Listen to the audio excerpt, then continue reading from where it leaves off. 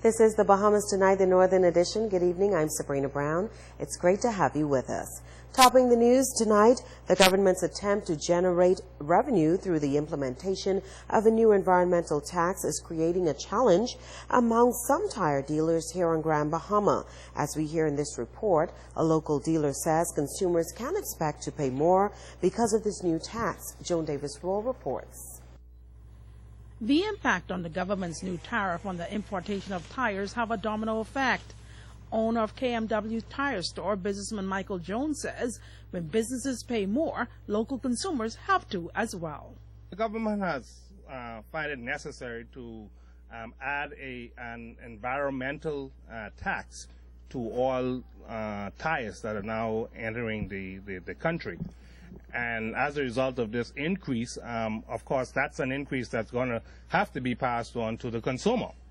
And in addition to that increase, local garbage collection, sanitation, has also increased the collection to dispose of the tires. So that has also increased the cost of the tires as well.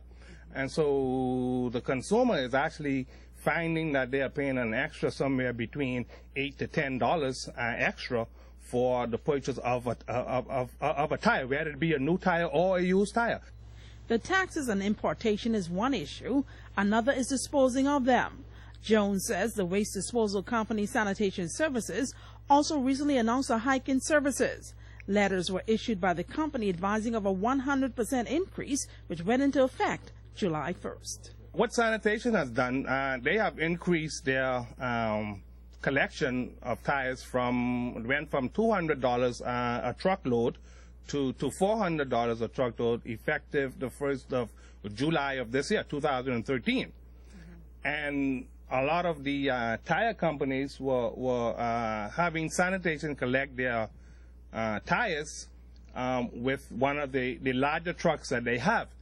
Now they are saying, which is a few months later, that those larger trucks cannot collect the tires because the price that we are getting in disposing of the tires with the larger trucks is not sufficient for them to collect because of the amount of tires that those trucks are holding. So it's going to further increase the cost of tires for disposal, and which means another increase probably will be coming from some companies to dispose of your tires. So the increase of tires will probably go up again. Meanwhile, one option presented by Sanitation is for business owners to transport their disposable items to the landfill themselves. Joan Davis-Roll, ZNS Network News. A local parliamentarian is expressing concern about a number of issues that he claims may be having an adverse impact on the people of Grand Bahama. From apparent uncertainty with the casino in Lucaya to the healthcare system, the Member of Parliament for East Grand Bahama says the government must give these matters urgent attention. Shashina Roll has more. Member of Parliament for East Grand Bahama Peter Turnquist says he is concerned about the workers at the casino. Turnquist says while promises have been made to announce new operators, that is yet to happen. Meanwhile, the staff themselves remain in limbo as to whether they have long-term employment and such that they can plan for their lives.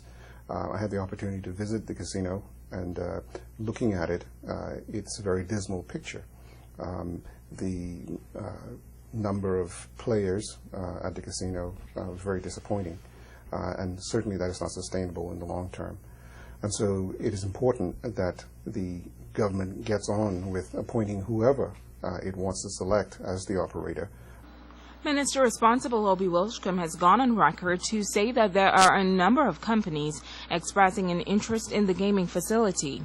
One Bahamian group recently came to the forefront to announce that they submitted a proposal along with their foreign partners, and they are still awaiting a response.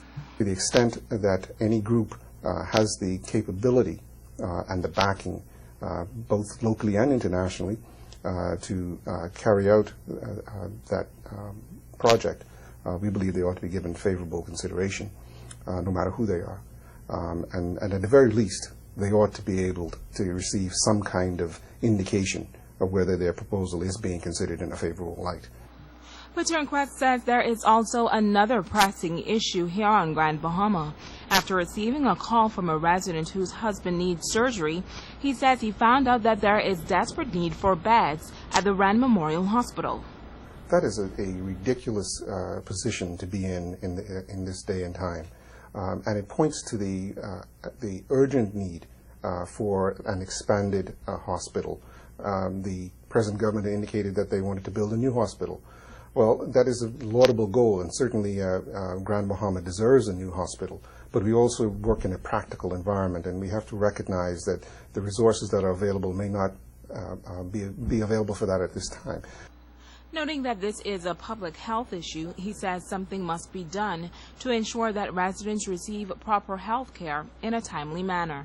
If you look at the critical care block that has been constructed in Nassau, a top-notch facility, there's no reason why we ought not to be able to have a similar kind of scale down, obviously, for our population size here in Grand Bahama. He points out that the old Freeport Inn was once considered the location for an expansion of the Rand Memorial Hospital. But he says now the building sits at the heart of downtown as an eyesore, attracting many undesirables. I understand there are individuals that towed away at night the furnitures that were there, the beds and the dressers and the like. It's becoming a haven for vagrants and drug users and all the rest of them that hang out in these vacant buildings. And of course, this is right in our downtown area. It's unacceptable. He believes all of these matters should be addressed as soon as possible. Shoshana Roll, ZNS Network News. Well, the Minister for Grand Bahama, Dr. Michael Darwell, is responding to the claims made by the East Grand Bahama MP. He says in the matter of the Treasure Bay Casino, the government will soon be able to disclose the new operator for the Lucaya-based gaming facility. Of course, there is concern because there's excitement of what is going to happen, who the new operator would be. But ultimately, they can be rest assured that the government is fully aware of the desires and concerns that they have. And like I've said before, my office is available. If there's any specific concerns, I would definitely be available to hear their concerns and pass them on to the relevant authorities and speak directly with the minister myself concerning the matter. But to my understanding, things are progressing well, and we are in a process where there is, to my understanding, 3 operators, and they are being looked at very seriously. Dr. Darwell says when it comes to the claims regarding the healthcare system and the Royal Palm Resort, the government is aware of some of those concerns. We're fully aware of the issues as it relates to the challenges we have at the hospital. We're fully aware of the building, the old Royal Palm Resort. There is no vagrants in the building. Yes, there has been reports, and we have a documented report from the police as well as the Ministry of Works that there was some vandalism to the building. That's been going on for a long time. Any building that you have sitting for more than a year, you're going to have vandalism. And what we have to do now is we need to find a specific use for the building. And once that's done and we occupy it, the whole issue of individuals coming in and out to remove things from the building, it will be put to rest. In other news, 42-year-old Hugh Cobain is now in police custody. The man, who was the subject of a police bulletin last night, turned himself in to officers at CDU in New Providence around 8:30 this morning.